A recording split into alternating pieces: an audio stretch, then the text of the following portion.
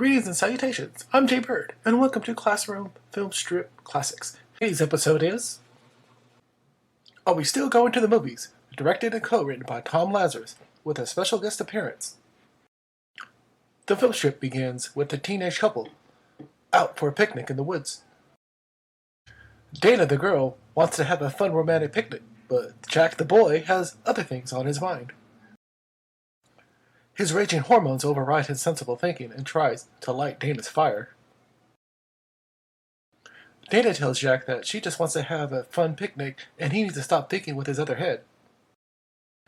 Jack is very disappointed by Dana's rejection of getting some because he's tired of just making out. Dana tells Jack to chill because she thought they were going to have a nice, relaxing day in the woods, not a sexual romp out in the wilderness. Jack tries to enjoy the picnic for a moment, but he goes back to his whining and pouting. Getting antsy and angry now, Jack reaches into his desperation bag of tricks and uses everything to try and get some. Jack tries the old silent treatment with Dana because she refuses to go past first base, but she doesn't respond to him at first. Eventually, Dana comes over to cheer him up while Jack whines about not bringing beer, but then she calls him out for acting like a spoiled child. Jack complains about the picnic being no fun and compares it to their relationship because Dana has been no fun as well lately, and that's because she hasn't been giving him anything past making out. He makes her feel guilty by saying she's becoming stiff around her and he hasn't dated anybody else for 6 months, but she doesn't want to fool around every time they hang out. Jack complains how all of his friends are scoring with their chicks, but Dana wants more than a relationship based around sex and making out. He begins to whine about how can the relationship be about sex when they never have any to begin with. Jack says that all the rumors about her are true and that she's too uptight, and Dana said that all the talk about him with the girls is true because he's just an old horn dog. The picnic ends when Dana's comment about him being a horny dude strikes too close to home, and Jack proceeds to pack everything up. But before they leave, Jack neutron bombs the relationship by saying all they're going to do is talk, and maybe in the future they might even start to hold hands again. Dana asks Jack if they're still going to go to the movies tonight. Jack says, I don't know, and get off the damn blanket. The dramatic portion of the film strip ends, and our special guest, Bleu begins discussing what we just watched and how teenagers really don't understand each other and act out on their hormonal instincts. But people like Jack and Dana are all too common. They either get married because of an unplanned pregnancy or going around spreading their dysfunctionality. And just like class, we're showing you a second short film strip, and I hope you enjoy it. This one is called Gossip. It is a Sid Davis production. The film strip opens up with a parrot, and it segues into a woman rattling off about something, about somebody, about something, about nothing. We learn about the evils of gossip, and they're often compared to tragic events such as war, and it should be taken seriously.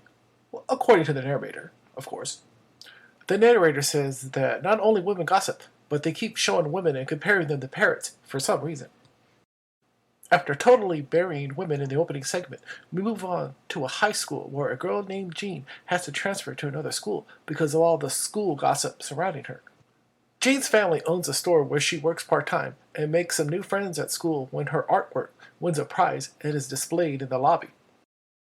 Her new best friend Janice takes Jean to meet her inner circle while a bunch of horn dogs place bets on who's going to be the first to date her. Bill makes the first move by stalking her after school while Jack is too late, but he has a trick up his sleeve. He has a car and offers the three a ride and tricks Bill by telling him to check his tire for a flat, and as soon as he leaves the car, he ditches him. Jack quickly drops off Janice first, so he can spend some alone time with Jean. He later on drops her off in front of her family store, meeting the parents, and wins the bet by scoring the date first. Jack and Jean have a fun Friday night date, and she's on cloud 9 throughout the whole time.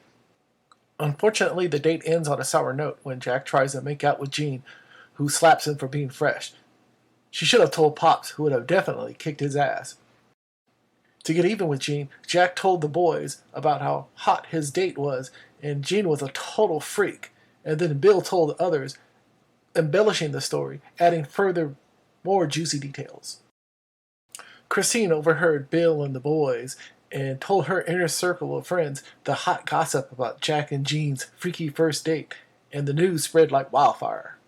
As soon as she got home from school, Christine called everybody she knew, and the whole town of Inglewood knew about Hot Trot Jean and her freaky date with Jack.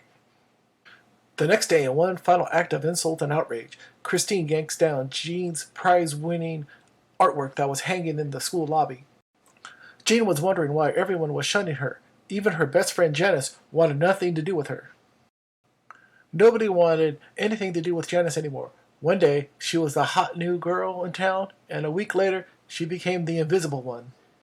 She tried to join the girls' club at school, but nobody told her that she's already been blackballed and tried to make her quit.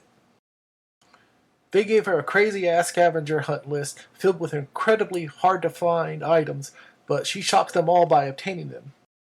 But she was rejected by the girls' club for membership because of her loose morals and was officially blackballed from ever joining. Jean went home and cried her eyes out and told her parents, who were naturally outraged by the whole incident.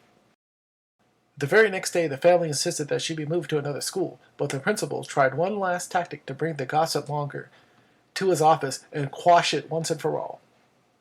Jack admitted to the principal that he started the gossip, but didn't realize that it spread like wildfire and was embellished to the point that it was even crazier than the original story that he told. The principal forced Jack to tell his crew that the story about his date with Jean was bogus, and he lied about her being a skank and a freak and all that. Due to Jack recanting the rumor, all was forgiven, and Jean was welcomed back into the fold of the cool kids at school. The film strip ends with the narrator reminding us not to be a parrot and be more like the three wise monkey: see no evil, hear no evil, and speak no evil. The end. Well, I do hope you enjoyed this film strip double feature. My name is Jay Bird, and I hope to see you here next time for another episode of Classroom Film Strip Classics. Take care now. Goodbye.